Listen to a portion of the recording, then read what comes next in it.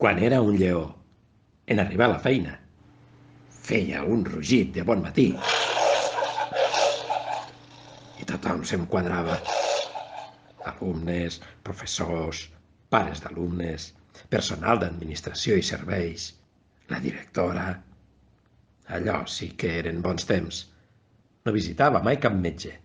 Feia poques hores de classe i lluïa una cabellera llarga, llarga, esplèndida, salvatge, una crinera digna de cap d'estudis. M'agradaven els dies de tramuntana rabiosa, perquè sortia esperrucat del meu cau i em passejava orgullós pel pati, per la sala de professors, per la cafeteria, per les aules. Els dies que no feia gota de vent, em tancava hores i hores al despatx a fer feina. Horaris, graelles, sancions, expulsions, reunions.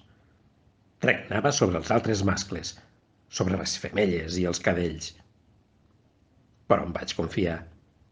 Vaig cometre un error de principiant. L'endemà de les avaluacions finals, un parell de lleons més joves que jo, afamats, hàbits de carnassa, amb unes tisores i una màquina d'afaitar a les mans, van entrar-me al despatx.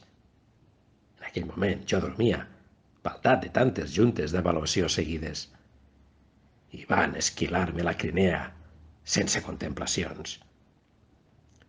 Va ser el principi de la decadència. Em vaig anar encongint,